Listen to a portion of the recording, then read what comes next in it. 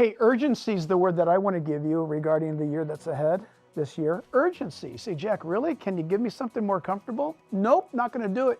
Here's the reason why. Urgency is a biblical response in these last days. You and I are living in the last days. Now, watch. We just came off a profound act of mercy, I believe, from God regarding our U.S. elections last November. And there are some really good things being implemented.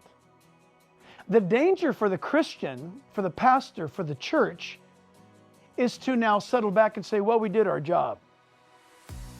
And that cannot happen, because we are fighting darkness, friends. We are fighting for souls. We are fighting for truth.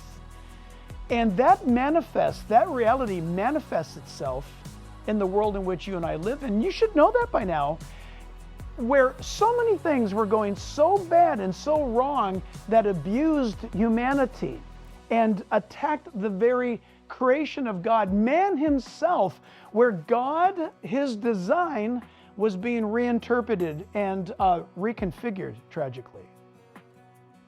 That's a spiritual attack. I'm not here to bash your feelings, but I will tell you, your feelings can never trump the truth of God's word. But things are happening. Good things are happening. So my word to you this year is to join me in a push to continue on doing righteousness. So if we stay together in our social media connection this year, I think we're going to see some tremendous things. I know I've got things that I'm already involved in, things that I cannot yet say because I don't have that permission to.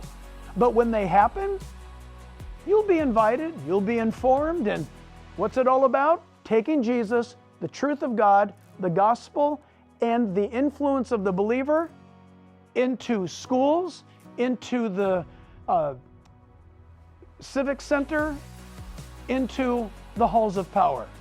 There is no place on this planet where God's truth cannot permeate. Let me put it to you this way. Wherever there's human beings, we need to be there, from the streets to the halls of power, representing Jesus. And so this year of 2025, we are going to push forward and move on with what God has given us in this act of mercy. And I'm praying, please pray with me, that God would raise up pastors who have seen the call to battle, the call to duty, and to lead their congregations throughout these United States in the fight for righteousness while preaching the gospel at the same time, because it's an urgent hour and it's going to be glorious.